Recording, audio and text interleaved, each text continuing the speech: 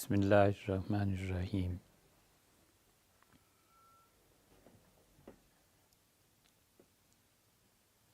اللہ تعالیٰ نے ایک فطرت کا نظام پیدا کیا ہے، اور یہ فطری نظام ہر انسان کی سمجھ میں آ جائے یہ ضروری نہیں ہے۔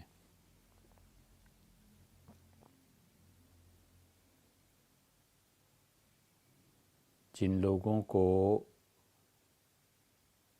غور کرنے کی عادت ہوتی ہے اور فکر میں گہرائی ہوتی ہے، اور وہ کچھ اللہ تعالیٰ کی طرف سے بھی ہدایت ہوتی ہے، تو اس فطری نظام کو سمجھتے ہیں یا سمجھنے کی کوشش کرتے ہیں۔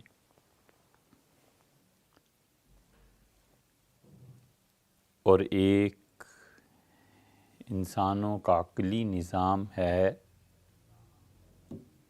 اور انسان اپنی عقل سے کام لے کے کچھ چیزوں کو سمجھتا ہے، اور عقل انسانی کے لیے یہ ضروری نہیں ہے کہ وہ ہمیشہ فطرت کے تقاضوں کو سمجھ سکے۔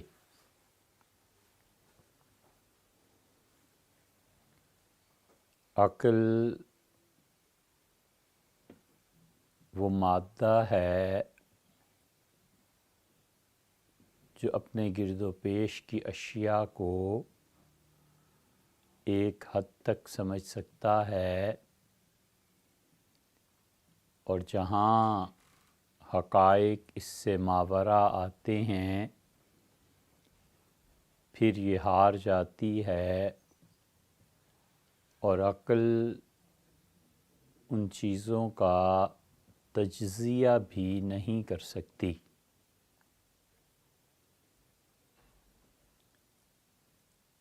اس لیے اللہ تعالیٰ ہمیشہ فطری چیزوں کی طرف دعوت دیتا ہے، اور فطرت کو دلیل بناتا ہے انسانوں کے لیے۔ جیسے انسانی فطرت میں شامل ہے کہ اسے پیاس لگتی ہے، انسانی فطرت میں یہ بات شامل ہے کہ اسے بھوک لگتی ہے، اور بھوک اور پیاس یہ ایسی چیزیں ہیں جس سے کوئی بھی زندہ بے نیاز نہیں ہو سکتا۔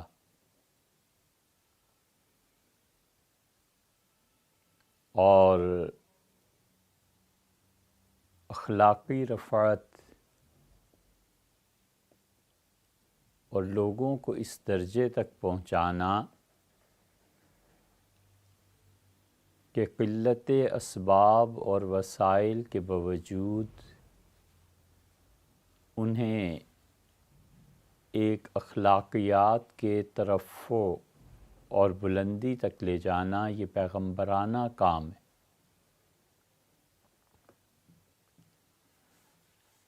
اتنی روحانی طاقت اور اتنی قوت یہ انبیاء علیہ السلام میں تھی کہ وہ فقر اور فاقہ کے باوجود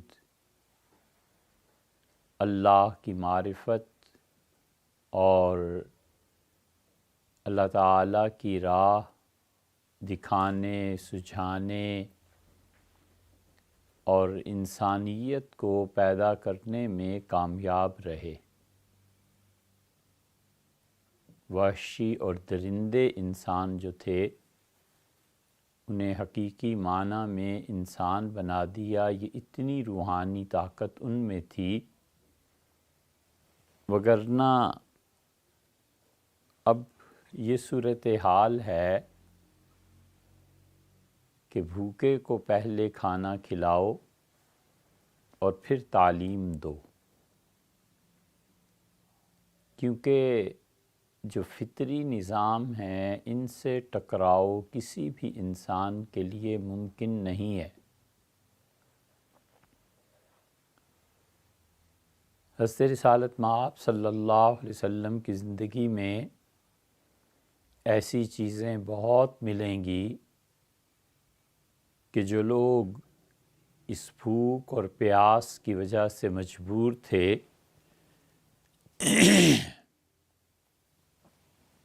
اور بالکل بے بس تھے، انہیں بلایا اور اللہ کی طرف دعوت دی، اور اللہ تعالیٰ کی راہ انہیں نصیب ہوئی۔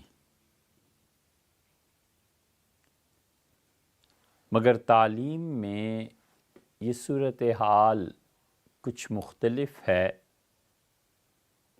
کہ یہ شریعت نے بھی سکھایا ہے، اور اصل بات وہ انسان کے جو فطری تقاضے ہیں انہیں پورا کرنا ہے۔ قرآن بار بار اس فطری نظام کی طرف دعوت دیتا ہے،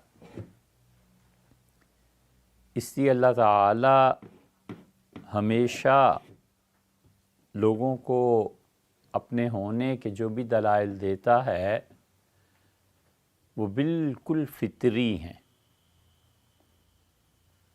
اور ان فطرت کے دلائل میں سے قرآن بار بار انسانی تخلیق اس کی طرف دعوت دیتا ہے کہ سوچو تمہیں پیدا کس طرح کیا گیا، سوچو تم کیا تھے، کن کن مراحل سے گزرے، اور پھر اللہ نے آخر کار کتنی اچھی صورت کے ساتھ تمہیں اس دنیا میں بھیجا۔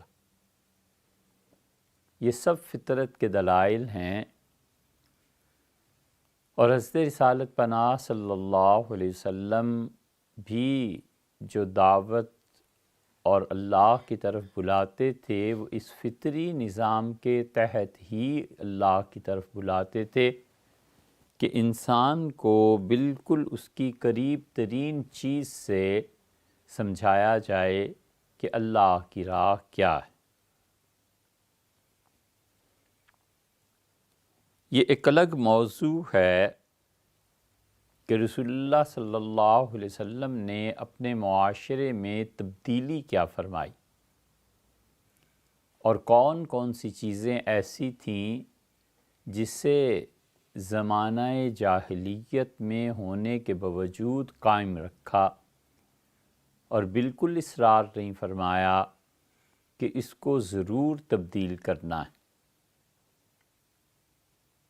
حدیبیہ کا جب معاہدہ ہو رہا تھا تو اس میں بسم اللہ الرحمن الرحیم لکھا گیا، تو قریش نے یہ اعتراض کیا کہ یہ رحمان کون ہے، رحمان کو ہم نہیں جانتے، اسے مٹا دو اور اس پہ قلم پھیر دو۔ تو رسول اللہ صلی اللہ علیہ وسلم کو کوئی اصرار نہیں ہوا کہ نہیں یہ لکھا رہے گا، مٹا دو۔ انہوں نے کہا سیدھی سادی طرح لکھو، بسمک اللہم، اللہ تیرے نام سے آغاز کرتے ہوئے۔ اب یہ الفاظ ایسے ہیں کہ رسول اللہ صلی اللہ علیہ وسلم نے بھی استعمال کیے، جہاں پر آپ نے بعض غیر مسلموں کو دعوت دی ہے، یا جو لوگ غالباً پہلے مسلمان ہو گئے تھے انہیں مزید احکامات سنائے ہیں، تو خود آپ نے بسمک اللہم کے الفاظ استعمال کیے۔ تدریجاً تعلیم ہوتی تھی، یہ نہیں تھا کہ ساری تعلیم ایک ہی مرتبہ دینی ہے اور اس پہ اصرار کرنا ہے۔ تدریجاً تعلیم ہوتی تھی، اور جو بات سکھائی ہے، بتائی ہے، جب اس کی سمجھ میں آ گئی، عمل میں آ گئی، تو پھر مزید آگے بڑھا دیتے تھے کہ اچھا اب یہ بھی کرو، یہ بھی کرو، یہ بھی کرو۔ یہ نہیں ہے کہ سارے تقاضے ایک ہی دن اسے پورا کرنا۔ جوفی، یہ ان حضرات کا تذکرہ طبقات ابن سعد میں آتا ہے، اور طبقات کو بہت غور سے پڑھنا چاہیے۔ سیرت کے جو بنیادی مآخذ ہیں ان میں سے ایک ہے، اور طبقات پہ ابھی تک کام نہیں ہوا، یعنی 1300 سال ہو گئے اور کوئی ایسا آدمی نہیں پیدا ہوا جو طبقات ابن سعد پہ کام کرے اور وہاں پر تنقیحات کرے، اور جس کا مطالعہ اتنا وسیع ہو کہ وہ جانچے کہ یہ روایت دیگر روایات کے مقابلے میں کیا ہے۔ حال ہی میں تھوڑا سا کام ہوا ہے، مگر بہت سطحی، کیونکہ اب تحقیق کے ذرائع بدل گئے ہیں، اور بڑے بڑے لوگ جو اپنے آپ کو ڈاکٹر اور کیا کچھ اب لکھنے لگے ہیں، ان کا کام اس سے زیادہ کچھ نہیں ہے کہ وہ انٹرنیٹ پہ بیٹھیں، ایک روایت کو ڈالیں، اور اس پہ پہلے سے جو محققین نے کام کیا ہے اسی کام کو دہرا دیں بغیر نام لیے۔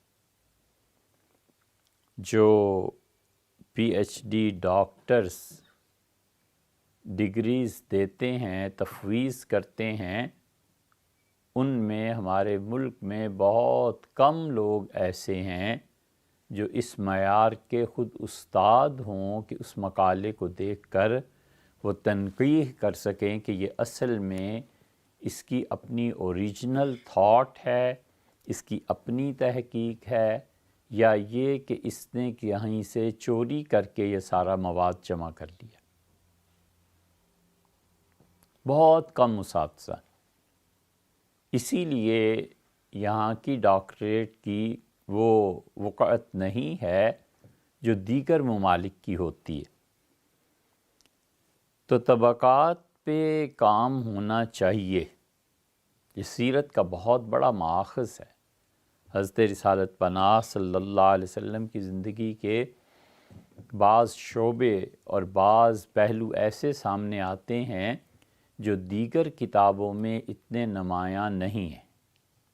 مثلاً اس میں آپ کو بہت خطوط مل جائیں گے کہ رسول اللہ صلی اللہ علیہ وسلم نے یہ خط لکھا، یہ خط لکھا، یہ خط لکھا۔ اس سے دعوت کے مزاج کا پتہ چلتا ہے کہ دین کی طرف دعوت کیسے دی جاتی ہے۔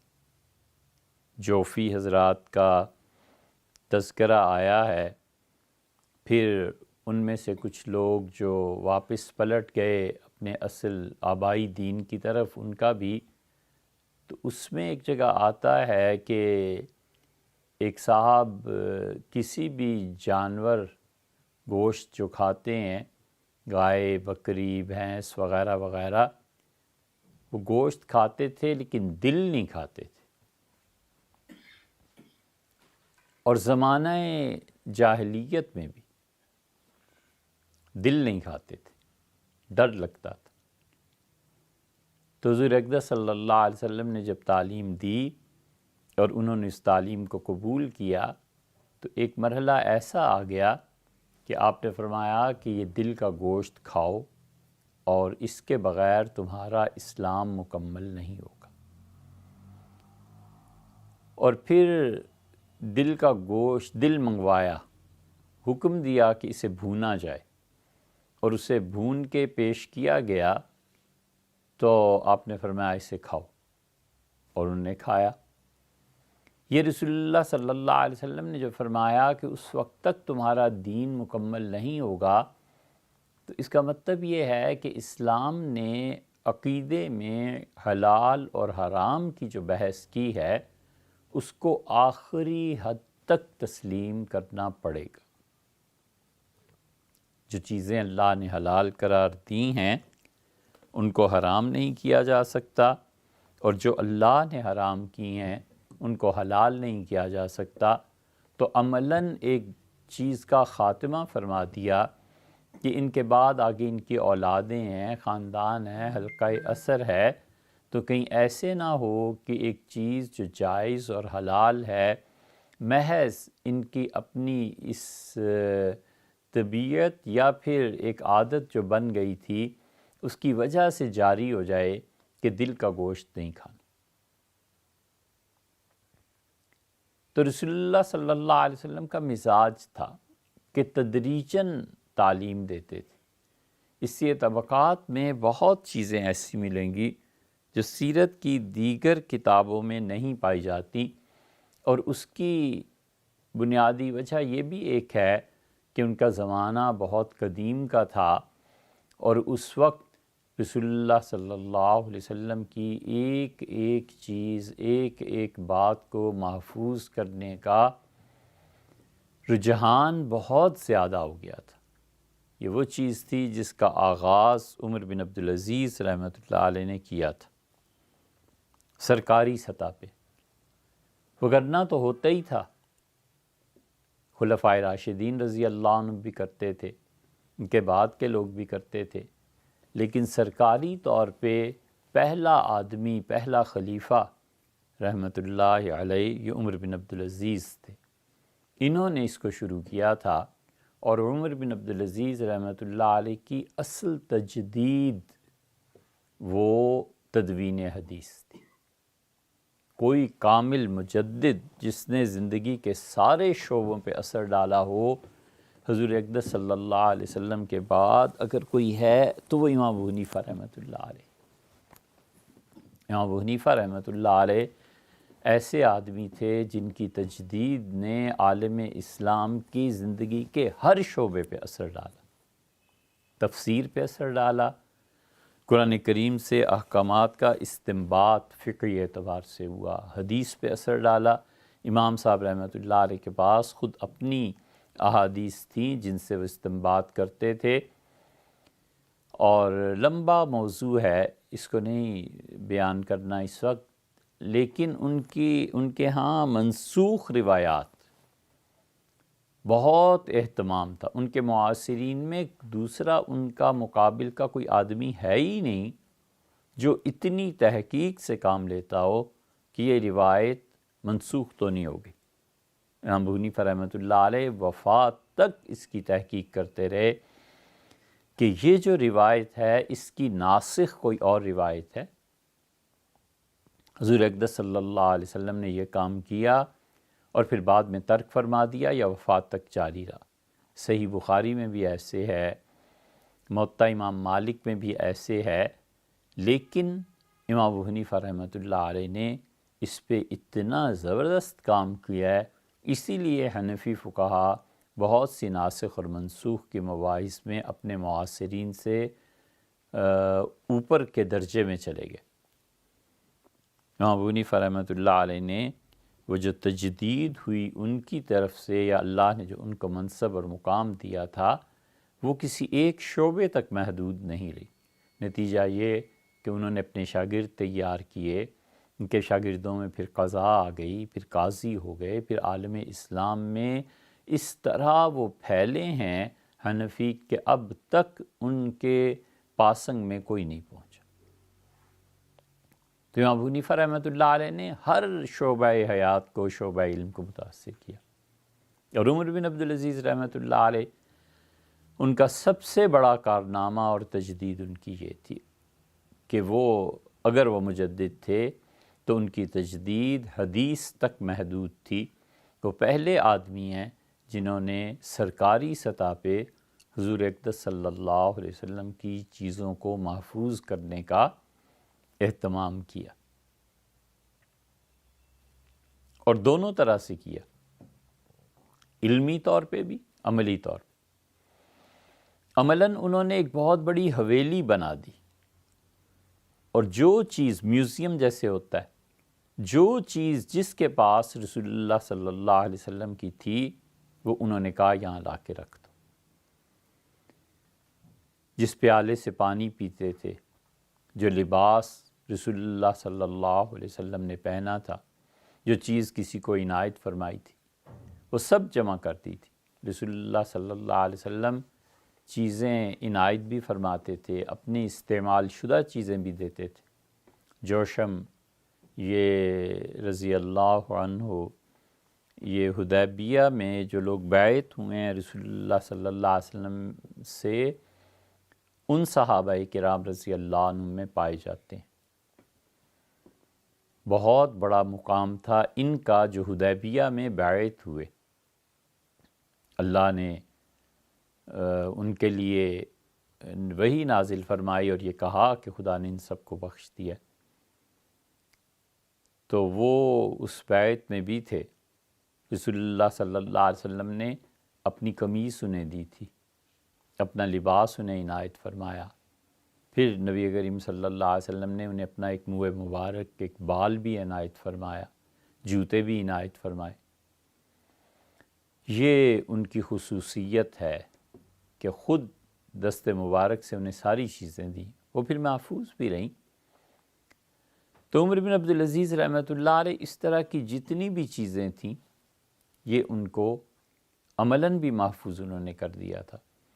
پھر یہ عباسیوں میں چلتی رہی ہیں، خلافت بنو امیہ میں، پھر بنو عباس میں، اس لیے کہ ان چیزوں کو چھین لینا، ذاتی قبضے میں لے لینا، یہ ہمت نہیں ہوئی کسی کی بھی۔ سرکاری سطح پہ یہ چیزیں رہی، کیونکہ رسول اللہ صلی اللہ علیہ وسلم کی اشیاء، ان کے ساتھ محبت، تعلق، یہ سب لوگوں میں رہا، صحابہ کرام رضی اللہ عنہم کے دور سے چلتا رہا ہے۔ تو ان چیزوں کی توہین تو والعیاذ باللہ دور کی بات ہے، کوئی قریب بھی نہیں جاتا تھا، اس معنی میں کہ بہت عزت، احترام، حفاظت، یہ سب چیزیں نبی کریم صلی اللہ علیہ وسلم کی اشیاء کے ساتھ رہی ہیں۔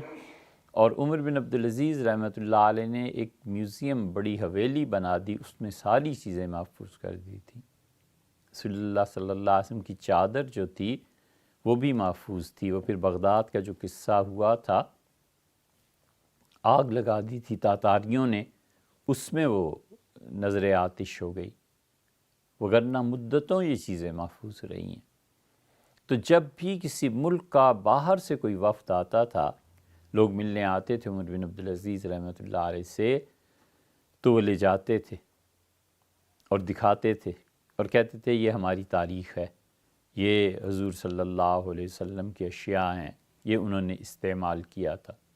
عمر بن عبدالعزیز رحمۃ اللہ علیہ کو عملی طور پر یہ تھا، اور علمی طور پر انہوں نے تمام لوگوں کو لکھا، گورنرز تھے، سیکٹریز تھے، جو آدمی جہاں پر تھا، ان کو لکھا کہ رسول اللہ صلی اللہ علیہ وسلم کو دیکھنے والے دنیا سے اٹھتے چلے جا رہے ہیں۔ صحابہ کرام رضی اللہ عنہم ان میں مراتب تھے، سب سے زیادہ قابل ترجیح یہ بدری تھے۔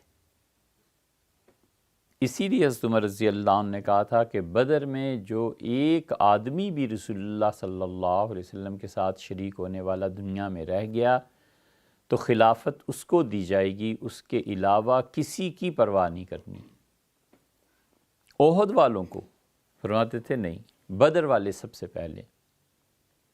اسی لیے سیدنا علی رضی اللہ عنہ کے یہ جتنے بھی میدان میں آئے ہیں، خاص طور پہ جنگ صفین میں، تو صفین میں تو سیدنا علی رضی اللہ عنہ کے موقف اور ان کے دفاع میں 25 بدری صحابہ رضی اللہ عنہ شہید ہو گئے۔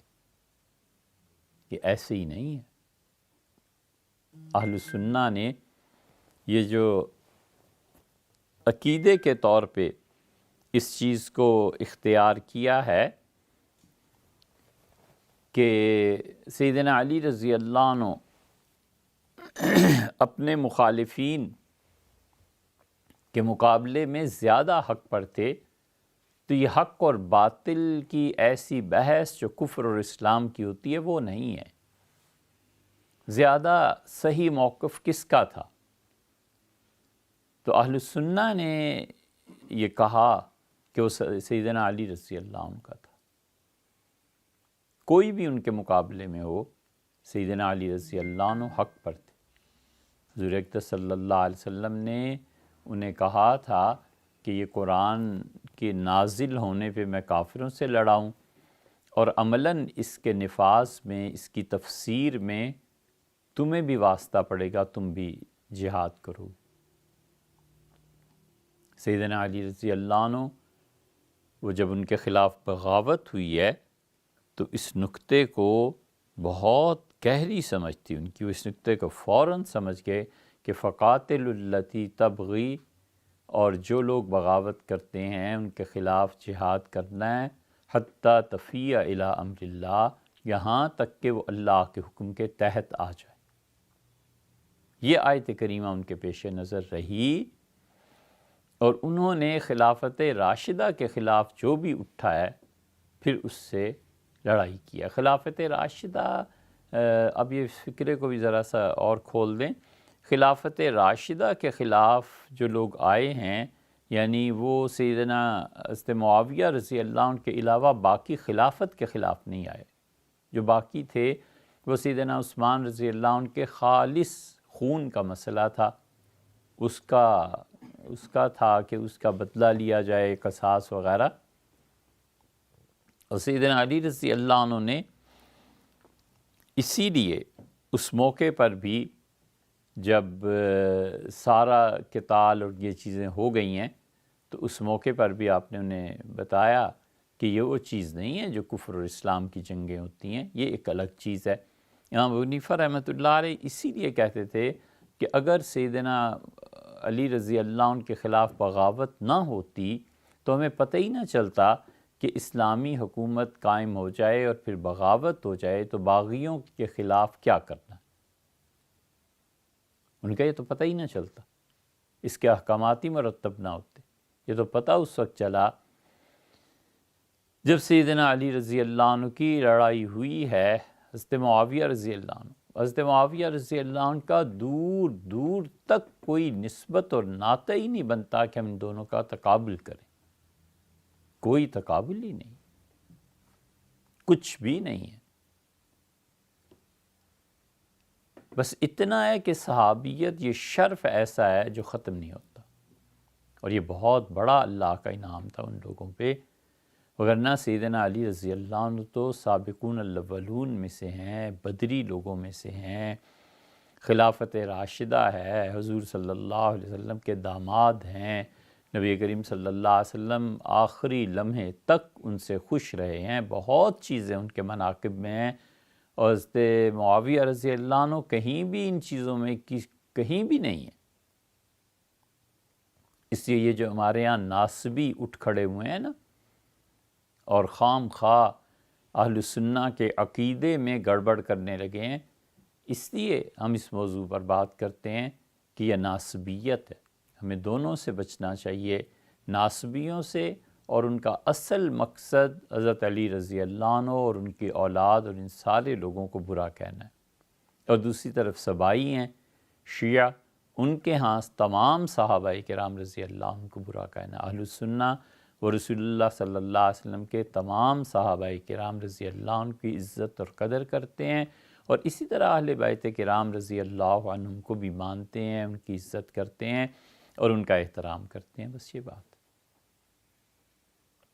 تو 25 بدری صحابہ رضی اللہ عنہ یہ جنگ صفین میں سیدنا علی رضی اللہ عنہ کے موقف اور ان کے دفاع میں شہید ہوئے۔ یہ بہت بڑا اعزاز ہے سیدنا علی رضی اللہ عنہ کا۔ تو عمر بن عبدالعزیز رحمۃ اللہ علیہ نے ان سب چیزوں کو محفوظ فرمایا۔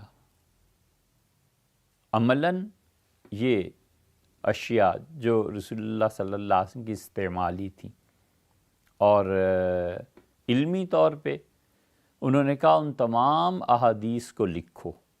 پھر عملاً انہوں نے یہ کام بھی کیا، یہ عجیب چیز تھی، اس کو ان وہابیوں کے علاوہ کسی نے نہیں مٹایا۔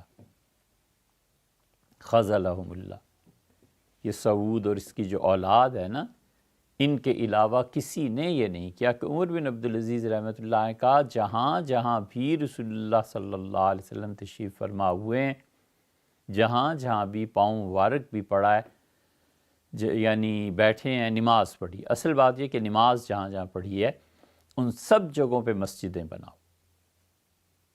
تو انہوں نے عملاً محفوظ کیا تاریخ کو کہ یہاں بھی نماز پڑھی تھی، یہاں رکے تھے، یہاں نماز پڑھی تھی، اور یہ ذوق ان میں منتقل ہوا تھا اوپر سے۔ عبداللہ ابن عمر رضی اللہ عنہما ایک درخت کو پانی دینے کے لیے کئی میل کا سفر کرتے تھے، تو وہ بوڑھے ہو گئے تھے، پھر ان کے کسی شاگرد نے پوچھا کہ آپ اتنا لمبا سفر کر کے اس درخت کو آخر پانی کیوں دیتے ہیں؟ تو کہنے لگے صحرا ہے، خشک ہو جائے گا۔ تو انہوں نے کہا پھر اس کو اس کو محفوظ کیوں رکھنا ہے؟ انہوں نے کہا تمہیں معلوم نہیں ہے، حضور صلی اللہ علیہ وسلم ایک مرتبہ اس کے سائے میں تشریف فرما ہوئے، اس لیے یہ درخت اچھا لگتا ہے۔ تو یہ اوپر سے بھی ذوق یہی چلا آ رہا تھا۔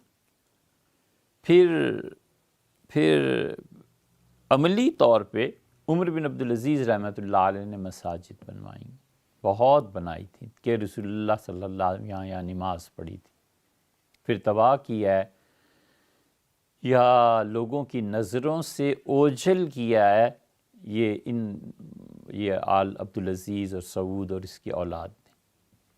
ان لوگوں نے یہ سب کچھ کیا ہے، انہدام کر دیا، مٹا دی چیزیں۔ تاریخی طور پہ جو چیزیں اب تک منصہ شہود پہ نہیں آئیں جنہیں آنا چاہیے، ان میں پھلواری انڈیا میں خانقاہ مجیبیہ، ان کے یہاں خطوط ہیں۔ ان کے جو بڑے حضرات تھے وہ 1925 میں یا اس کے کچھ عرصہ کے بعد وہ گئے تھے حج کرنے کے لیے، تو وہاں سے جو انہوں نے خطوط لکھے ہیں خانقاہ میں اپنے بڑے بھائی صاحب کے نام اور حضرات کے نام رحمہم اللہ، ان میں یہ تاریخی چیزیں ہیں۔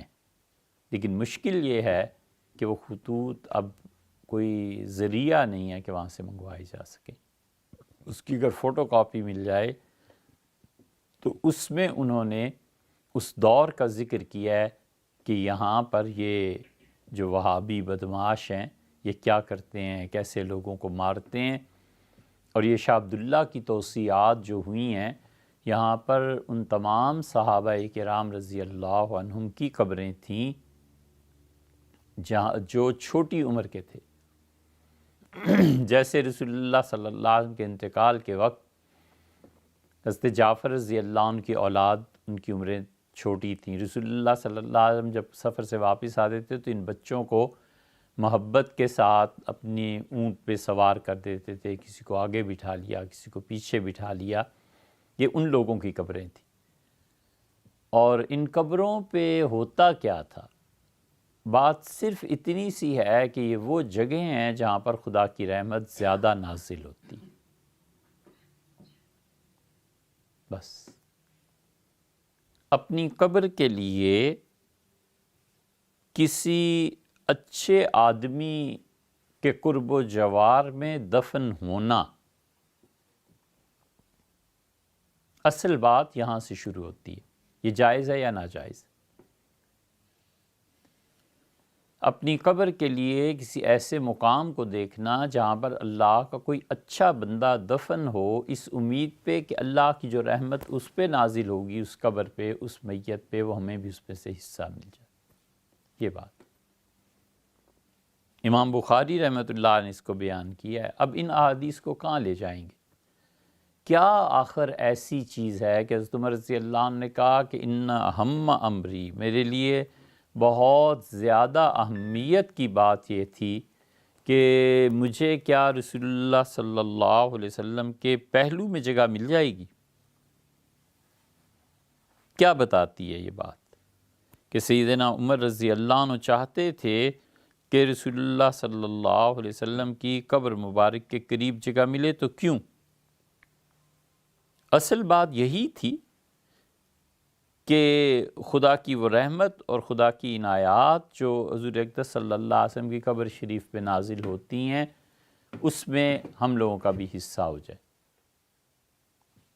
یہ رہا، یہی صحابہ کرام رضی اللہ عنہم میں تھا۔ اب اگر وہ بھی دین نہیں ہے یا بدعت ہے تو پھر دین کہاں ہے؟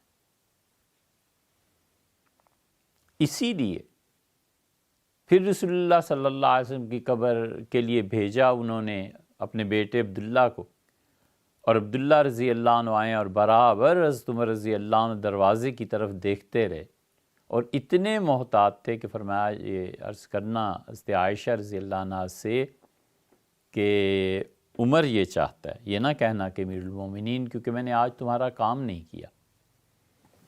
تو عبداللہ رضی اللہ عنہ واپس آئے ہیں تو انہیں خوشخبری دی کہ ان کا کیا خبر ہے۔ انہوں نے کہا مبارک ہو آپ کو، حضرت عائشہ رضی اللہ عنہ نے کہا ہے کہ میں اپنی جان کی قربانی دے رہی ہوں امیر المومنین کے لیے کہ وہ لے لیں یہ جگہ۔ اتنے محتاط تھے کہ فرمایا لے جانا میری میت کو، رکھ دینا، اور پھر ام المومنین سے اجازت لینا، آخر تک اگر ان کا ارادہ بدل جائے تو مجھے جنت البقیع میں دفن کر دینا عام لوگوں کے ساتھ۔ اگر یہ ساری چیزیں بدعات ہیں تو پھر دین کہاں ہے؟ پھر قبر شریف کو کھولا گیا عبد الرحمن ابن عوف رضی اللہ عنہ کی تدفین کے لیے۔ وہ حضرت عثمان رضی اللہ عنہ کے زمانے میں انتقال کر گئے تھے۔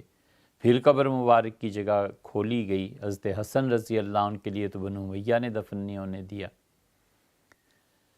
پھر عمر بن عبدالعزیز رحمۃ اللہ علیہ کے متعلق لوگوں کا یہ خیال تھا، تو یہ سارے لوگ جو اپنی قبر کے لیے ایک اچھی جگہ تلاش، امام ابو حنیفہ رحمۃ اللہ علیہ جہاں پر دفن ہیں، اب تو خیر مسمار ہو گئی چیزیں، وہاں قرب و جوار میں پورا قبرستان تھا۔ امام بخاری رحمۃ اللہ علیہ کے مزار کو ہم نے دیکھا، ہم تو اب مسجد بن گئی، تاریخ میں آتا ہے امام بخاری رحمۃ اللہ علیہ کی قبر کے ارد گرد سینکڑوں قبریں تھیں۔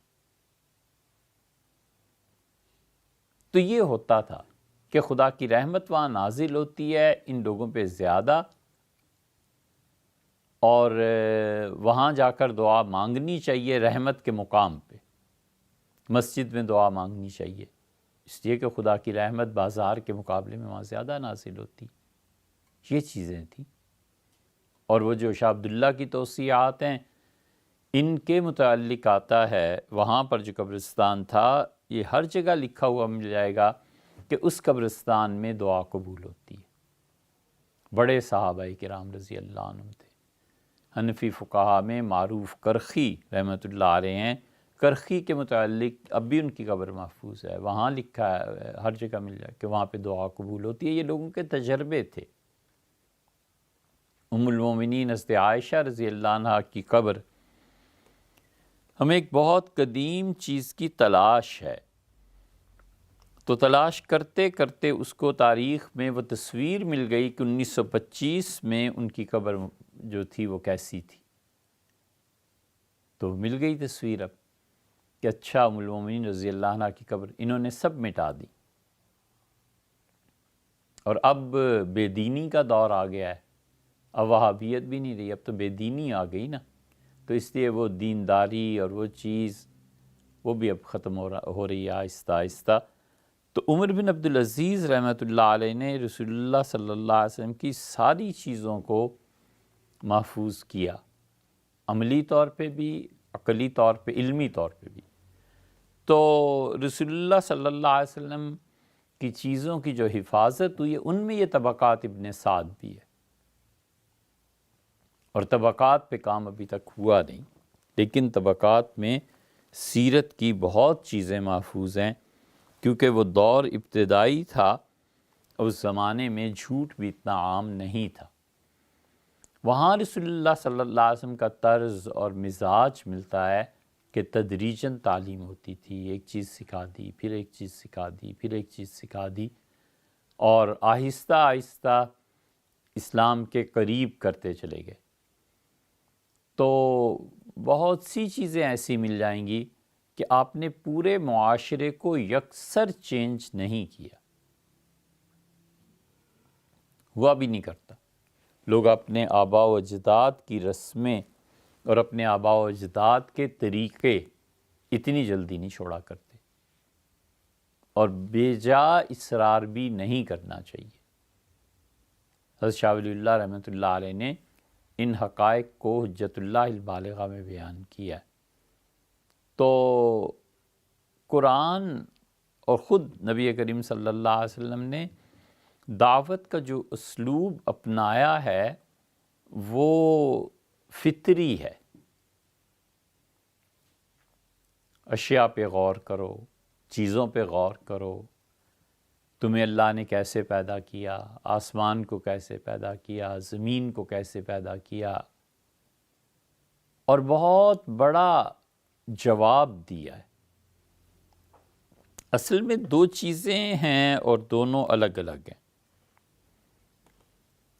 ایک یہ دنیا ہے اور کائنات ہے، یہ اللہ کے ہونے کی دلیل ہے۔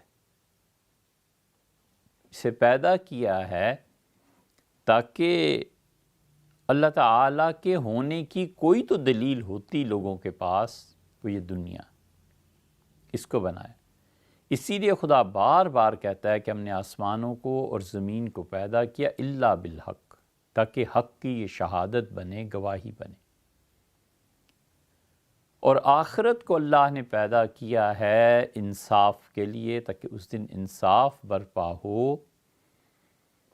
اگر آخرت کوئی چیز نہیں ہے یا نہ ہوتی تو یہ سب کی سب چیزیں فضول ہو جاتی۔ آخرت اس لیے تاکہ لوگوں کو اپنے کیے کی جزا اور سزا ملے، اور دنیا اس لیے تاکہ حق اور سچائی کی دلیل بنے۔ اگر دنیا نہ ہو تو اللہ تعالیٰ کے ہونے کی پھر دلیل کیا ہے؟ اور اگر آخرت نہ ہو تو پھر خدا کے ماننے کا فائدہ کیا ہے؟ یہ دونوں باتوں کو الگ الگ سمجھنا چاہیے۔ اس لیے آخرت کا جہاں تک تعلق ہے، اگر وہ نہ ہو تو پھر کوئی ایک کافر اور مومن دونوں برابر ہیں، ظالم اور مظلوم دونوں برابر ہیں۔ اسی لیے اللہ تعالیٰ قرآن کریم میں جتنا ذکر آخرت کا کرتا ہے اور جنت اور جہنم کے حالات بیان کرتا ہے، اتنا تو توحید کی دعوت نہیں جتنا اس کی دعوت ہے آخرت کی، بہت زیادہ ہے۔ ہر صورت، بڑی صورتیں دیکھ لیں، بار بار تذکرہ ہے۔ کیوں؟ اس لیے کہ اگر وہ جہان نہیں ہے تو پھر کچھ بھی نہیں ہے، پھر فرعون اور اس کے مخالفین سب برابر ہیں، والعیاذ باللہ۔ پتہ ہے کسی نے پوچھنا ہی نہیں، حساب ہی نہیں ہونا، تو کوئی گناہ سے کیوں بچے، کوئی نیکی کے کام کیوں کرے؟ فطری طور پر کرے۔ ایک آدمی شقی اور بدبخت ہے، وہ ظلم کرتا ہے، بس ٹھیک ہے، ظلم کرتا ہے، اس کی طبیعت میں ایسی شقاوت ہے۔ ایک آدمی نرم دل ہے، نہیں کرتا، ظلم نہ کرے۔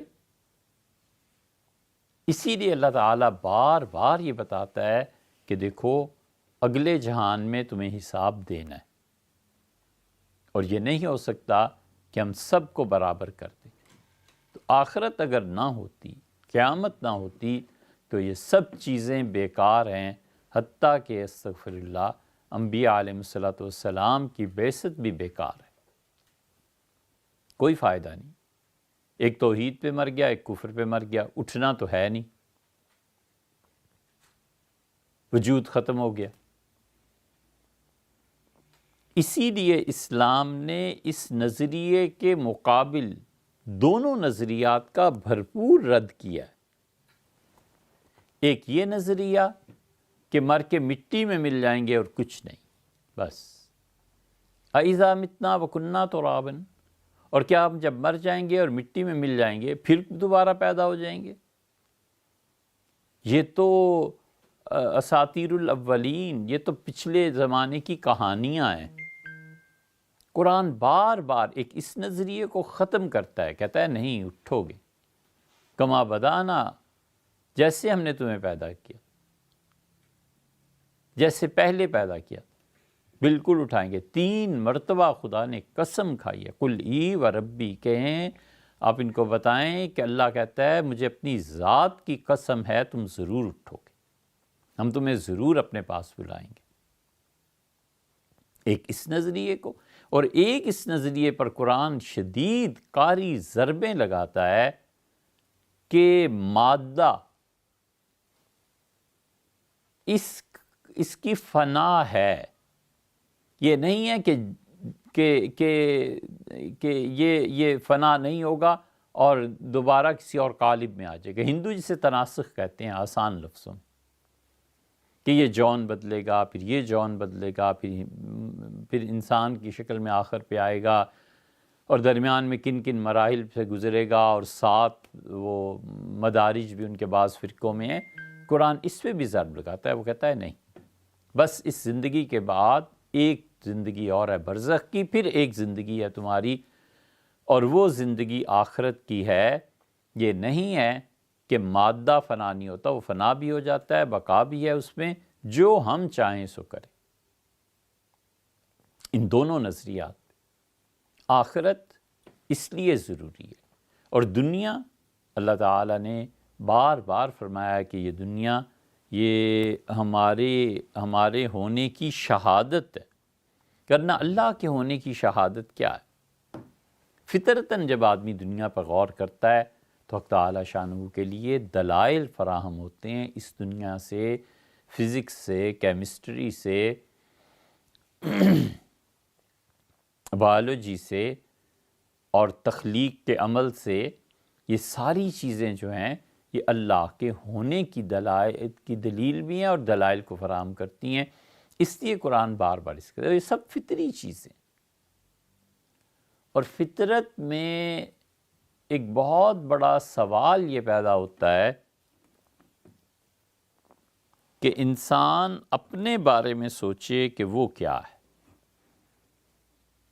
اس کا اس کائنات سے تعلق کیا ہے، خود شناسی، اپنے آپ کو پہچاننا۔ جتنا انسان خود شناسی پر غور کرتا ہے اور اپنے آپ کو اس مکر سے نکالتا ہے، اس فسوں سے نکالتا ہے جو اپنی ہستی کے عدم ادراک سے پیدا ہوتا ہے، اتنا ہی معرفت خداوندی میں بڑھ جاتا ہے۔ مکر کہتے ہیں وہ چال جو دوسرے کی تباہی کے لیے چلی جائے، وہ تمام چالیں جو انسان کسی کی بھی تباہی کے لیے چلتا ہے وہ مکر ہے۔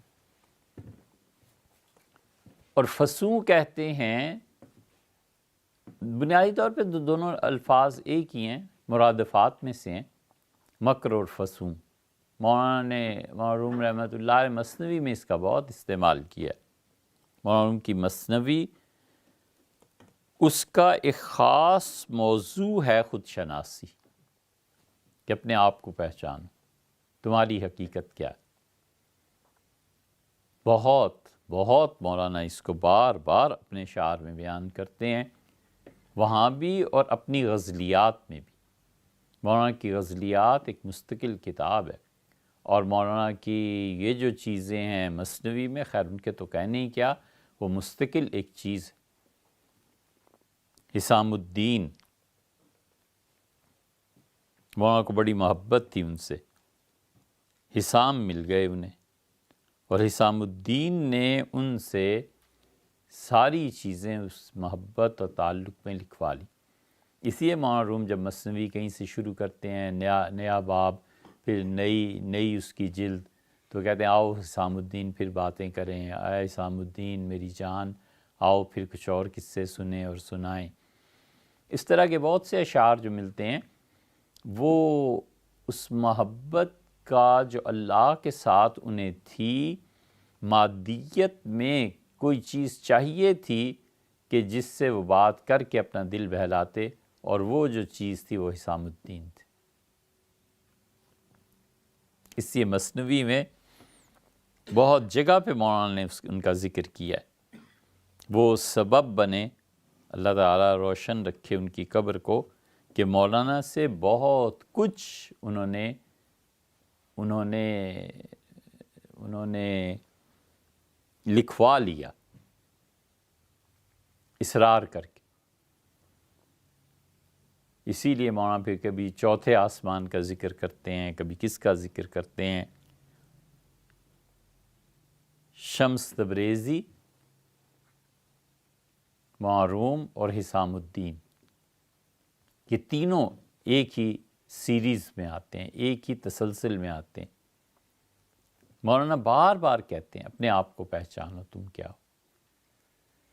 ہندوؤں کی قدیم تہذیب، چینیوں کی قدیم تہذیب، کئی ہزار سال قبل مسیح کے اب جو آثار قدیمہ دریافت ہوئے ہیں، ان میں بھی عجیب بات یہ لکھی ہوئی ہے اپنی ان کی زبانوں میں کہ اپنے آپ کو پہچانو.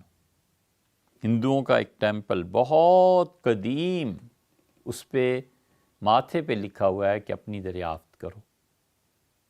یہ ایسا مضمون ہے جو معلوم ہوتا ہے کہ ہزاروں نہیں لاکھوں برس تک امت میں، مختلف امتوں میں جو فکر کرنے والے لوگ تھے ان کے یہاں زیر بحث رہا کہ اپنے آپ کو پہچانو، اپنی معرفت پیدا کرو. خود شناسی، علامہ اقبال کے ہاں خودی، کہ میں کیا ہوں، بہت زیادہ یہ موضوع رہا. اپنے آپ کو آدمی پہچانتا ہے کہ میں کیا ہوں تو پھر کیا پاتا ہے، سوائے اس کے کہ میں مٹی ہوں اور کچھ نہیں. بس میری حقیقت کیا ہے، کچھ نہیں ہے سوائے اس کے کہ میں کچھ نہیں ہوں. وہ انا کا کانٹا نکالتا ہے، وہ اپنی ہستی کا فنا ہے، اور جتنی یہ فنائیت طاری ہوتی ہے اتنا ہی بقا کے اسباب اللہ کی طرف سے پیدا ہو جاتے ہیں. اور انسان اپنی بقا کے جتنے بھی منصوبے بناتا ہے کہ میرا نام باقی رہے، اللہ تعالیٰ کا اپنا ایک نظام ہے، وہ غالب آتا ہے اور خدا ایسا مٹاتا ہے کہ پھر کوئی یاد کیا کرنا پتہ ہی نہیں ہوتا کوئی آیا بھی تھا کہ نہیں آیا. فرعون مر گیا، سلطنت ختم ہو گئی، اس کی بقا کے لیے اس کے بیٹے نے جد و جہد کی. یہ سوال پیدا ہوتا ہے کہ فرعون جب مر گیا، حضرت موسیٰ علیہ السلام تشریف لے گئے، ہجرت ہو گئی، تو پھر بعد میں ہوا کیا؟ مصر میں کیا ہوا؟ کون تھا؟ یہ تو لاکھوں آدمی مر گئے. یہ سارے جوابات بجائے اس کے کہ مسلمان دیتے، کافروں نے دیے. یہ آئندہ آنے والی نسلیں جو ہیں نا، یہ روئیں گی ہم نسلوں پہ، ماتم کریں گی کہ اتنے بے توفیقے ہو گئے تھے کہ انہیں ان تاریخی سوالات کے جوابات کے لیے بھی غیر مسلموں سے رجوع کرنا پڑا. ان میں کوئی صلاحیت نہیں رہی تھی.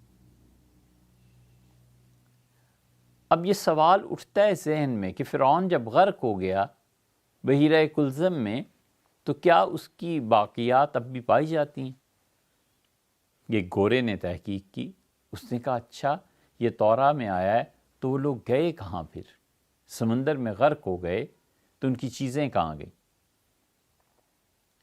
بظاہر ایک چھوٹا سا سوال اٹھا تھا. وہ گیا، اس نے فرعون کے راستے متعین کیے اپنی سوچ فکر سے، کتابوں سے مدد لے کے، اور اس نے کہا یہ وہ جگہ ہے جہاں پہ فرعون آیا تھا. پھر اس نے مدد حاصل کی سائنسدانوں سے، حکومت سے، اور کہا اس کی تہہ میں جا کے دیکھو کیا ہے. تو اس تہہ میں وہ رتھ بھی نکل آئی جس پہ فرعون سوار تھا، وہ سونا بھی نکل آیا جو اس زمانے میں لوگوں نے پہنا تھا. ان چیزوں کو بھی انہوں نے دریافت کر لیا، اور انہوں نے کہا یہ ہے قرآن کی صداقت، اللہ جو کچھ کہتا ہے وہ سچ ہے. وہ نیچے تہوں میں جا کر وہ چیزیں نکل آئیں. حالانکہ سوچا جائے اتنی سادہ سی بات ہے بظاہر کہ اگر یہ مسلمان تحقیق کر لیتے تو انہیں کیا مصیبت تھی؟ یہ نہیں کر سکتے تھے. اگر ان کا پیسہ عیاشیوں میں خرچ ہوتا رہا، ان کا پیسہ اپنے مخالفین کو سرنگوں کرنے میں صرف ہوتا رہا، ان کے پیسے مقدموں میں لگتے رہے، یہ اپنے پیسے سے اپنی حکومتوں کو مضبوط کرنا اور اپنے مخالفین کو دبانا، اس میں لگے رہے، ملکی اور قومی وسائل تک کو برباد کر دیا۔ حالانکہ یہ سوال ایسی چیز ہے جو ایک مفسر کے ذہن میں قدرتاً پیدا ہوتا ہے کہ پھر ہوا کیا تھا۔ اس نے جواب دے دیا، اس نے قرآن کی حقانیت کے لیے، سچائی کے لیے ایک اور دلیل فراہم کر دی۔ اس نے کہا اللہ سچ کہتا ہے، یہ دیکھ لو اتنے ہزار سال گزرنے کے باوجود یہ سونا ابھی تک تہہ میں ہے، یہ کنگن کہاں سے آ گئے، یہ ہار کہاں سے آ گئے، یہ رتھ سواری کہاں سے آ گئی، سمندر کی تہوں سے وہ نکال لایا۔ اور اس سے کہا یہ قرآن سچ کہتا ہے، اللہ تعالیٰ نے جو فرمایا وہ سچ، یہ ہمارا کام تھا جو انہوں نے کیا۔ کتنے ہی منصوبے ہیں جن کی طرف سے ہم بالکل غافل ہیں۔ فرعون کے بعد اس کا کیا ہوا تھا، مصر کا، وہاں کیا ہوا تھا، یہ بھی انہوں نے جواب دیا۔ انہوں نے آثار قدیمہ میں کھدائیاں جب کی ہیں تو فرعون کے بعد اس کے بیٹے نے اپنے باپ کے لیے بڑے بڑے کتبے لگوائے کہ میرے باپ نے یہ کیا، میرے باپ نے یہ کیا، پھر اس طرح وہ مر گیا۔ سب جھوٹ، سب جھوٹ۔ اس زمانے میں یہی ہوتا تھا نا کہ بڑے بڑے کتبے لکھ کے لگوا دیتے تھے تاکہ جو بھی آدمی گزرے اس کو پڑھے اور نیک نامی کے ساتھ رہے۔ کتابیں لکھنا، صفحے کا استعمال تو بعد میں آیا ہے، بہت بعد میں آیا ہے۔ یہ سفر کریں ایبٹ آباد اور آگے مانسیرا اور ادھر، اشوک کی لاٹ اب تک لگی ہوئی ہے۔ اب وہ زبان ہی مٹ گئی جس میں اشوک کی لاٹ کو پڑھا جا سکتا تھا، لیکن اس نے ایک جنگ لڑی تھی یہاں، اور اس جنگ میں جب لاکھوں انسانوں کا خون بہا اور اس طرح کے ندیاں گویا بہہ گئیں، تو اس نے پھر سوچا، اس کی طبیعت پہ بڑا اثر، اس کا لعنت بھیجو ایسی سلطنتوں پہ جو اتنے انسانوں کا خون بہا دے۔ اسی لیے ہم اس فلسفے کے حامی ہیں اور اس کا پرچار بھی کرتے ہیں کہ دنیا کو اب جنگوں سے باز آ جانا چاہیے، چھوڑ دو، مت لڑو، جو حکومتیں جن لوگوں کے پاس ہیں انہیں کرنے دو اور خون کے قریب نہ جاؤ۔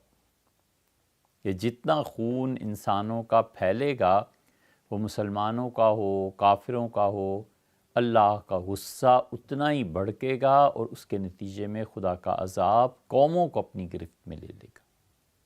یہ نہیں ہے کہ خدا کے عذاب نے یہ چیزیں چھوڑ دی ہیں، مت لڑو، اب نہ کرو۔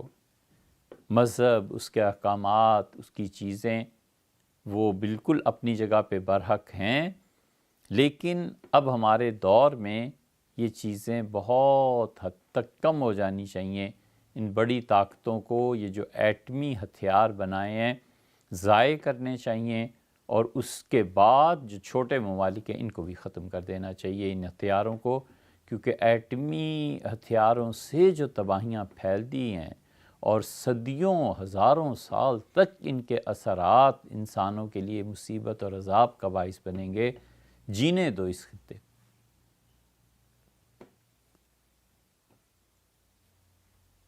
یہ امریکہ اور رشیا اور اب ہندوستان بھی اور چائنا چاند پہ چلے گئے اور یہ دیکھ لیا اور یہ دیکھ لیا۔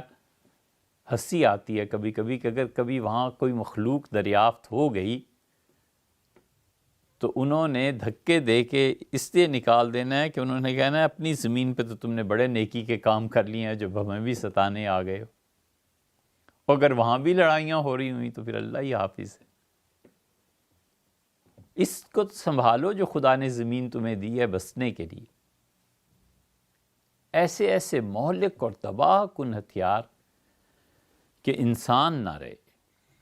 انسان اس کائنات کا دلہا ہے، اللہ نے سب چیزیں انسان ہی کے لیے بنائی ہیں اور انسانوں ہی سے اپنی محبت کا اظہار فرمایا ہے، اور جو ان انسانوں سے دشمنی کرتا ہے وہ خدا کے غضب کا شکار ہوتا ہے۔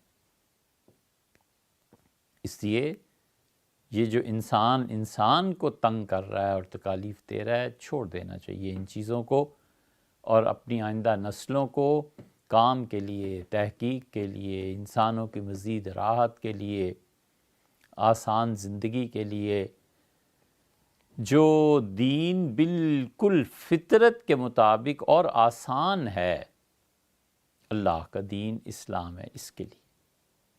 اسی لیے رسول اللہ صلی اللہ علیہ وسلم نے ساری زندگی شکار نہیں کیا، کہیں بھی نہیں، اجازت دی ہے۔ شکار کا گوشت بھی حلال قرار دیا ہے، کھایا بھی۔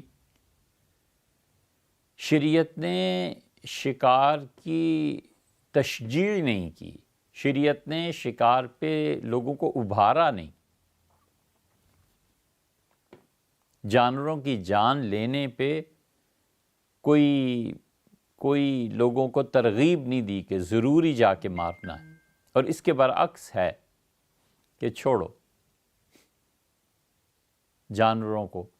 حتیٰ کہ رسول اللہ صلی اللہ علیہ وسلم آخری حج میں سانپ نکلا، بڑا سانپ، اور صحابہ کرام رضی اللہ عنہ نے اسے مارنے کی کوشش کی اور وہ چلا گیا، تو آپ نے فرمایا تم دونوں ایک دوسرے کی برائی سے محفوظ رہے، نہ تم اسے مار سکے نہ تمہیں ڈس سکا۔ یہ چیزیں ایسے ہی ہیں۔ تو یہ جو انسانوں کی تباہی کے لیے یہ اٹامک چیزیں ہیں، دونوں طرح کے، ایک تو وہ ممالک ہیں جنہوں نے اس تباہی کو ایجاد کیا، اور ایک وہ ہیں جو اپنے بقا کے لیے اس سے ضروری سمجھتے ہیں۔ بیچارے کیا کریں، اگر نہیں ہوگا تو مارے جائیں گے، یہ ان کا فلسفہ ہے، ان کی تھیوری۔ یہ بڑے ضائع کر دیں، بڑے توبہ کر لیں، باز آ جائیں ان حرکتوں سے، تو شاید خدا کا غضب اور خدا کا عذاب ٹھنڈا پڑے ان سے، ورنہ اللہ کا غضب کبھی بھی برسے گا اور اپنے ہاتھوں خود ہی مارے جائیں گے۔ تو انہوں نے، فرعون کے بیٹے نے بڑے بڑے لاٹ نصب کر دیے، میرا باپ ایسا اچھا، میرا باپ ایسا، میرا باپ ایسا۔ اب وہ دریافت کر کے خدائیوں میں سب چیزیں مل گئیں، یا یہ کہ بہت سی چیزیں مل گئیں، ابھی تو خدائیاں بھی باقی ہیں، وہ ہوں گی۔ اس پہ پیسہ خرچ نہیں کیا، تحقیق پہ پیسہ خرچ نہیں کیا، کیونکہ تحقیق تو پھر کروڑوں کا متقاضی ہے، تحقیق ایسے ہی تو نہیں ہو جاتی، تو تحقیق پہ پیسہ خرچ نہیں ہوا۔ تو اب پتہ چلا بیٹے نے اپنے باپ کو بچانے کے لیے، نام کے لیے کتنا جھوٹے کتبے، اتنی بڑی لاٹیں لگا دیں ہر جگہ کہ فرعون کے یہ کارنامے، فرعون کے یہ کارنامے۔ اب جو محققین تھے انہوں نے لکھا کہ سب جھوٹ تھا۔ وہ اپنی ہستی اور اپنے وجود سے آگاہ ہوتا تو پتہ چلتا کہ یہ جتنے بقا کے سامان میں کر رہا ہوں، کوئی ایک چیز باقی نہیں رہنی سوائے لعنت کے، اور سوائے اس کے کہ اللہ اپنی کتاب میں فرماتا ہے کہ صبح شام فرعون کو جہنم کی آگ پر پیش کیا جاتا ہے۔ صبح شام محاورہ ہے، جیسے ہم کسی کہتے ہیں کہ تم تو ہر وقت اسی کام میں لگے رہتے ہو، تم تو 24 گھنٹے اسی میں کھپے رہتے ہو، اسی طرح محاورہ ہے عربوں کا، صبح شام، مطلب ہر وقت اسے جہنم میں تپایا جا رہا ہے۔ جہنم کی ایذا اور تکلیف اور جلانا، یہ سارے اعمال فرعون کے ساتھ پیوست ہو گئے ہیں، اس کو عذاب ہو رہا ہے۔ یہ رہ گیا ہے بس، اور کیا رہ گیا؟ اس لیے خود شناسی کہ میں کیا ہوں، یہ بہت اہم چیز ہے، اور اس خود شناسی میں آدمی جب بڑھتا ہے، ادراک پیدا ہوتا ہے، شعور انسان کا بیدار جو ہوتا ہے، اس پہ پہلا جملہ جو لکھا جاتا ہے وہ خود شناسی ہے کہ میں کیا ہوں۔ بچہ چیزیں دیکھ کے خوش ہوتا ہے، اور خوشی اس بات کی ہوتی ہے کہ مجھے یہ چیز مل گئی، دریافت ہو گئی، پھر اور دریافت ہو گئی۔ کبھی کبھی ایسے حقائق کھل جاتے ہیں کہ انسان ان حقائق میں بالکل اپنے گرد و پیش کے ماحول سے یکسر غافل ہو جاتا ہے۔ یہ اللہ تعالیٰ کی معرفت میں چیزیں بڑھ جاتی ہیں. جب خدا کی معرفت زیادہ ہو جاتی ہے تو پھر ایک مقام آتا ہے جب انسان پہ اللہ تعالیٰ کی تجلیات کا ورود ہوتا ہے، جو وہ چاہے، جتنا وہ چاہے، اور انسان اپنے ان مقامات سے ترقی کرتا چلا جاتا ہے. اور یہ اتنی بڑی چیز ہے کہ نبوت بھی اس سے مستثنا نہیں ہے. نبی علیہ الصلوۃ والسلام کی بھی حالت یہ نہیں ہوتی کہ ایک جگہ ایک مقام پر پہنچ کے رک گئے، بلکہ ان پر بھی اللہ تعالیٰ کی طرف سے جو ترقیات روحانی دنیا میں ہوتی ہیں وہ بڑھتی چلی جاتی ہیں. یہ وہ سوال تھا جو مولانا روم کی اور شمس تبریز کی ملاقات میں سامنے آیا تھا، اور شمس تبریزی نے مولانا سے پوچھا تھا رحمہ اللہ کہ کیا وجہ ہے. حضور اقدس صلی اللہ علیہ وسلم کہتے ہیں کہ میں 70 مرتبہ استغفار کرتا ہوں اور 100 مرتبہ استغفار کرتا ہوں، تو کس چیز سے، کہ استغفار کس چیز سے ہوتا تھا؟ تو انہوں نے جواب دیا اس کا اپنا وہ معرفت کے انداز میں. انہوں نے کہا وہ مقامات جب آگے بڑھتے تھے، ختم نبوت تو ایک عہدہ، ایک چیز رسول اللہ صلی اللہ علیہ وسلم کو ملی، نبوت بلند ترین مقام اللہ نے انہیں عنایت فرمایا. اس کے بعد آگے جو چیزیں ہیں، آگے جو دنیائیں ہیں روحانیت کی، اور اس سے آگے جو چیزیں اللہ کے قرب کی ہیں، جتنا اس قرب میں ترقی ہو جاتی تھی یا آگے چلے جاتے تھے، پچھلے مقام پر جب نظر پڑتی تھی تو سمجھتے تھے کہ یہ تو مقام گناہ کا ہے، یہ مقام ایسا ہے جو کم ہے، استغفار کرتے تھے. یہ انہوں نے معرفت میں جواب دیا. اور اس کی دلیل اگر دیکھیں تو بخاری میں وہ روایت بھی ہے کہ رسول اللہ صلی اللہ علیہ وسلم نے فرمایا تم میں سے کچھ لوگ ہوں گے جنہیں صبح شام اللہ کی زیارت ہوگی، کچھ ہوں گے جو ہفتے کے بعد جایا کریں گے اللہ تعالیٰ کی خاص مجلس میں، اور پھر وہ واپس آئیں گے اپنے گھروں میں تو ان کی بیویاں اور گھر والے کہیں گے کہ بچے بیویاں سب کہیں گے کہ آپ پہلے سے زیادہ خوبصورت ہیں، پہلے سے زیادہ اجلے ہو کے آ رہے ہیں. تو وہ کہیں گے کہ آج اللہ تعالیٰ کے ہاں حاضری ہوئی تھی. تو خدا کے ہاں حاضری جو ہے، اس کے انوار اور تجلیات جو انسانوں پر پڑیں گی، وہ تو پھر کہیں سے کہیں چلا جائے گا. اس لیے کہ جنت میں بھی مومن کی اولاد ہوگی. حضور صلی اللہ علیہ وسلم پوچھا گیا تو آپ نے فرمایا وہاں بھی ان کی اولادیں ہوں گی، وہاں بھی ان کے گھر والے ہوں گے. تو وہ جس مجلس میں خدا کی جائے گا، اللہ تعالیٰ کی تجلیات اور یہ چیزیں پڑیں گی. اسی لیے اس کو جو بڑے صوفیہ کے نمائندے ہیں نا، ان کی بات کرنی چاہیے. یہ تصوف کے جو منکر اور جو اس پہ تنقید کرنے والے ہیں نا، حد ہے بدذوقی کی. کیا ہوتے ہیں جی صوفی، ہمارے محلے میں ایک ایسا فلاں جگہ ایک، یار ان کی بات ہی کون کرتا ہے؟ بات کرو ان کی جو تصوف کے نمائندے ہیں. ڈاکٹرز ہیں، ان کا ایک مقام ہے، اس نے ریسرچ کر کے ساری زندگی لگا کے ایک ڈائبٹیز پہ بات، ایک فکرہ کہا ہے کہ شوگر یہ ہے. بات اس کی کرو جو نمائندہ ہے، جس نے ساری زندگی بلڈ پریشر پہ گزاری ہے کہ یہ چیز آخر کیا ہے اور اس کا حل اور علاج کیا ہے. اس کی بات کرو. اب وہ بات کیا کرتا ہے؟ اپنے محلے کے ڈاکٹر کی. پتہ نہیں وہ پورا ڈاکٹر ہے بھی یا نہیں ہے. وہ کہتے ہیں جی فلاں گاؤں میں گیا تھا، ڈاکٹر صاحب تھے، انہوں نے یہ بتایا تھا. جا کے تحقیق کرو تو ممکن ہے ڈسپینسر نکلے، ڈاکٹر تھا ہی نہیں. تو کون سنے گا اس دیہاتی کی بات کو؟ کہے گا یار تمہارا لیول یہی ہے، چلو ساتھ چلتے ہیں، کسی ملک میں کسی بڑے ڈاکٹر کی بات کرتے ہیں، اس کی رائے کو بات. تو اس لیے تصوف پہ جتنے تنقید کرتے ہیں نا، ان میں 95% وہ ہوتے ہیں جن کا استدلال ہماری گلی میں یہ ہو گیا، فلانے نے یہ کہہ دیا، یہ چیز کر دی. بات کرو، استدلال کرو نمائندہ جو ہیں تصوف کے ان صوفیہ. بایزید بستامی ہیں رحمۃ اللہ علیہ، ابن عربی ہیں رحمہ اللہ، حضرت مجدد الفسانی ہیں، یہ وہ لوگ ہیں جو تصوف کے دعوے دار ہی نہیں ہیں، ہاتھوں میں جھنڈا پکڑ رکھا ہے، دعوت دیتے ہیں باقاعدہ۔ ان کی بات کرنی چاہیے، انہوں نے کیا لکھا ہے۔ یہ جتنے بڑے بڑے صوفی ہیں نا، وہ اللہ تعالیٰ کی تجلیات کی بات کرتے ہیں، خدا کی معرفت کی بات کرتے ہیں، بہت بڑا کارنامہ، بہت بڑے کارنامے جو انہوں نے انجام دیے، لوگ جانتے نہیں۔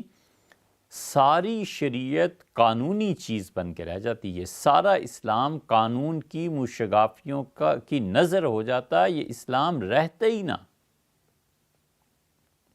الا یہ کہ اللہ کو منظور تھا تمام دنیا کے وہ ادیان جو قانون کی زد میں چلے گئے اور محبت اور نرمی اور دل کا تعلق اور دوستیاں، وفاداری، یہ چیزیں نہیں رہیں، وہ دین برباد ہو گئے۔ یہ کیا ہے 100 درے لگا دو، یہ کیا ہے گدھے پہ سوار کر کے شہر میں پھرا دو، یہ کام ہوا ہے منہ کالا کر دو، یہ کام ہوا ہے پھانسی چڑھا دو۔ یہ قانونی دفعات ہیں۔ اسلام اس میں آہستہ آہستہ رنگ آ رہا تھا اس پہ۔ خلفائے راشدین نے دونوں کا دھیان رکھا ہے، قانون کو بھی نافذ کیا ہے اور اس کے ساتھ ساتھ محبت اور اس نظام کو بھی باقی رکھا۔ ایک غلطی ہو گئی تھی کسی سے، حضرت ابو موسیٰ اشعری رضی اللہ عنہ نے اس لڑکے کے بال سر منڈوا دیا، اس نے اپنے بال لیے اور چلا گیا امیر المومنین سیدنا عمر رضی اللہ عنہ کے پاس مدینہ منورہ میں۔ حضرت عمر رضی اللہ عنہ نے ڈانٹا ابو موسیٰ اشعری رضی اللہ عنہ کو، فرمایا کہ تم نے توبہ کی تلقین نہیں کی اسے، یہ کہتے کہ اللہ معاف کرنے والا ہے، توبہ کی طرف بلاتے، یہ کیا کیا؟ ایک اور نے ایسی کوئی بات کر دی تھی، حضرت عمر رضی اللہ عنہ نے لکھا کہ تم اگر بدری نہ ہوتے نا تو میں تمہیں بتاتا کہ یہ کیا چیز ہے۔ حاتب رضی اللہ عنہ کو لکھا تھا۔ بہت چیزیں ایسی ملیں گی کہ رفق، نرمی، محبت، تعلق، لوگوں کے درمیان رہنا، لوگوں کی بات سننا، تنقید کو برداشت کرنا، یہ چیزیں ایسی ہیں صوفیہ کے ہاں، یہ ان کا بہت بڑا احسان ہے کہ اسلام اور شریعت کو قانونی دفعات میں ہمیشہ اس تناظر میں دیکھنے سے نکال کر وہ اس طرف کو بھی لائے کہ انسانی نفسیات ہیں، جذبات ہیں، ان کی رعایت ضروری ہے، ان کو سمجھنا ضروری ہے۔ ایک آدمی بھوکا ہے، اسے چاہتے ہو کہ وہ کلمہ پڑھے اور تعلیم دے، اسے کھانا کھلا دو، پہلے کھانا کھا لے گا پھر اس کی سمجھ میں آ جائے گی بات۔ یہ آپ غور کریں۔ اب تو خیر یہ غور کرنے کے لیے جو اسباب درکار ہیں، ان حکمرانوں کا جھوٹ اور ان کے مکر جب تک ختم نہ ہو، غور کا بھی پورا موقع نہیں ملتا۔ بلا وجہ لڑائیاں، ضد۔ ہندوستان اور پاکستان دونوں کے ویزے کھلے ہیں، کس کے لیے؟ جو ایکٹر ہیں۔ وہاں بالی ووڈ پہ کام ہو رہا ہے، یہاں بھی پتہ نہیں ہو ہی رہا ہوگا، کچھ ہوگا، اور کھلاڑی ہیں، ان کے لیے ویزے کھلے ہیں۔ ایک پابندی ہندوستان اور پاکستان میں اگر کسی پہ ہے تو وہ ان لوگوں پہ ہے جو تحقیق کا کام کرنا چاہتے ہیں، ادیب ہیں، شاعر ہیں، محقق ہیں۔ ان کو جتنا ویزا لینے میں دشواری ہوتی ہے، کیا دونوں ممالک ثبوت دیتے ہیں کہ ہم جہالت کو پسند کرتے ہیں، مسخرے پن کو پسند کرتے ہیں، ہم کھیلوں میں دلچسپی رکھتے ہیں، لیکن نہیں رکھتے تو علم میں، تحقیق میں، اس کے لیے ہم سب سے بڑے دشمن اور رکاوٹ۔ یہ لعنتیں سمیٹ کے قبروں میں چلے گئے، وہ جل گئے آگ میں اور یہ قبروں میں چلے گئے۔ یہی ہو رہا ہے۔ اس لیے کبھی تحقیق کا موقع ہو نا، تو ہم نے ہندوستان کے جتنے بھی سفر ہوئے، ہر جگہ یہ دیکھا کہ تاریخی اعتبار سے کہ جتنے بڑے یہ صوفیاں ہیں، ان کے مزارات، ان کی خانقاہیں جو اس زمانے میں تھیں اس کا سفر کریں تو ہندوؤں کے جو بڑے بڑے مندر ہیں وہاں پائے جاتے ہیں. یعنی ہندو مندر جو تھے وہ پہلے بنے تھے، یہ خانقاہیں بعد میں بنی ہیں. اور جو بھی جاتا تھا ہندو حج کرنے، اپنے جو بھی مذہبی چیزیں ہوں گی ان رسومات کی ادائیگی کے لیے، تو یہ اپنی خانقاہوں میں رات کو چراغ جلا دیتے تھے کہ کسی کو ضرورت ہے یہاں آ جائے. یہ رہنمائی ہوتی تھی، یہ انسانیت تھی ان کی، یہ ان کی تہذیب تھی. بڑا لمبا جھگڑا اٹھا پھر دیوبندی اور بریلوی چراغ جلانا منع ہے کہ نہیں منع. اس زمانے کے فتاویٰ بھرے پڑے ہیں، خانقاہوں میں چراغ جلائے جائیں یا نہ جلائے جائیں. اے اللہ کے بندو، وہ صرف ایک انسانیت کی بات تھی کہ رات کو جا رہا ہے، کسی جانور نے کاٹ لیا ہے، رات کو جا رہے ہیں لوگ، اب مدد کی ضرورت پیش آ گئی ہے، رات کو جا رہے ہیں، شدید بارش شروع ہو گئی ہے، سردی ہے یا گرمی ہے اور کسی کیڑے مکوڑے ایسی چیزیں اور یا بھوک لگ گئی ہے، اس صورت میں جنگل میں اب کیا کرے بیچارہ، کہاں جائے. انہوں نے اپنے چراغ جلا رکھے ہوتے تھے کہ یہاں پر تمہارے لیے سہولت ہے، یہاں آ جاؤ. چلے جاتے تھے، جوگی چلے جاتے تھے. وہ اپنی مذہبی رسومات کی ادائیگی سے فارغ ہو کر جب آتے تھے خانقاہ میں آ جاتے تھے، دسترخوان بھی بچ جاتے تھے. یہ صوفیہ خدمت کرتے تھے، سالکین خدمت کرتے تھے، کھانا کھلا دیتے تھے، سلا دیتے تھے، چارپائیاں تھیں، بستر تھے، بندوبست تھا سارا سادگی کے ساتھ. اور اس میں جب یہ لوگ ان حضرات کے قریب ہوتے تھے اور محبت اور بغیر کسی ذات پات کی تفریق کا نظام پاتے تھے تو دھیرے دھیرے اسلام پھیلتا تھا. آہستہ آہستہ کم سے کم اتنی بات تو ہوئی جاتی تھی کہ آپس میں ایک دوسرے سے نفرت ختم ہوتی تھی، نفرت کا جذبہ ختم ہو جاتا تھا. یہ وہ کرتے رہے، یہ وہ چیز تھی جس طرف بلاتے رہے. تو جو نمائندہ صوفیہ تھے ان کے ہاں خدا کی تجلیات اور اس کے بعد ان کے اثرات کا مرتب ہونا یہ بہت بڑا موضوع ہے. ابن عربی رحمۃ اللہ علیہ کی بات کرو، اس سے حقیقت کھلتی ہے انسان پہ اپنے نہ ہونے کی.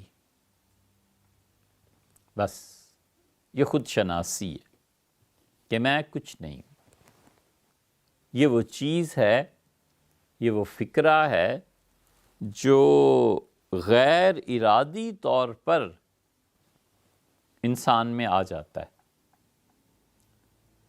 بڑی زبردست بات ایک دن لکھنؤ میں حضرت رحمۃ اللہ نے فرمائی. وہ بات تو چھوٹی سی تھی لیکن وہ بات سارے کمالات کی جڑ ہے. وہ بات ایسی ہے جو ابن عربی اور شاہ ولی اللہ اور حضرت مجدد رحمۃ اللہ علیہ کے ان فلسفے کے جو نچوڑ کوئی نکالے تو اس میں سے ایک ہے. لکھنؤ میں ایک مرتبہ کھانے کے لیے تشریف فرما تھے تو ابو الحسن علی ندوی رحمۃ اللہ علیہ نے کہا کہ ہم نے حضرت تھانوی رحمۃ اللہ علیہ کا حلقہ دیکھا، علمی مباحث، حضرت مدنی رحمۃ اللہ کا حلقہ بھی دیکھا، زندہ آباد اور مرد آباد، اور پھر حضرت رحمۃ اللہ علیہ کا عروج اور سب کچھ. اور ایک بات رائے پور میں دیکھی اور فرمایا وہ کہیں نظر نہیں آئی کہ جو اس سلسلے میں گیا بغیر حضرت کی تلقین کیے اور بغیر حضرت کے ایک بات کیے ہوئے بھی دھیرے دھیرے اس میں یہ بات آتی گئی کہ میں کچھ نہیں.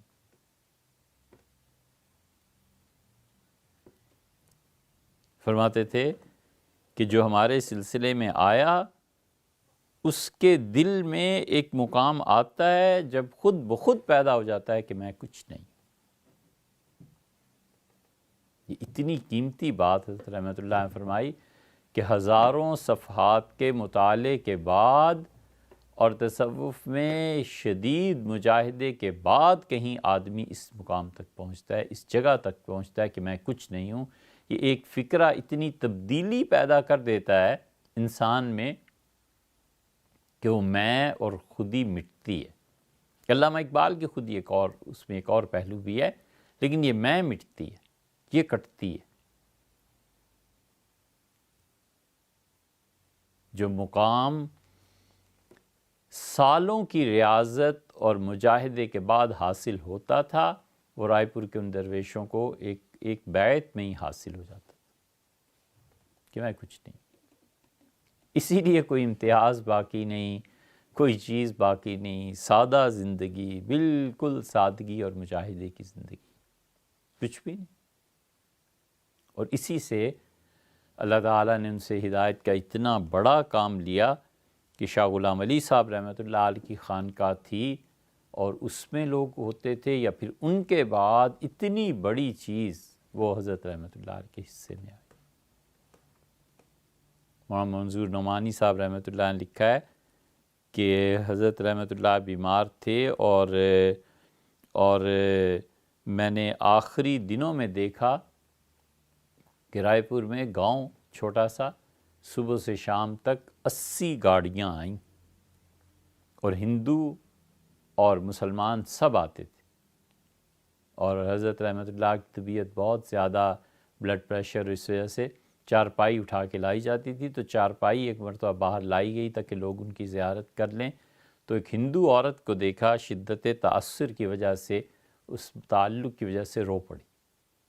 یہ ایسے ہی نہیں ہو جاتا، یہ سب چیزیں خود شناسی کہ میں، اور اگر اس کا دوسری طرف پڑ جائے تو پھر فرعونیت ہے کہ انا ولا غیری، میں ہوں اور میرے علاوہ کوئی نہیں ہے، اور صحیح پہلو کہ میں کچھ نہیں۔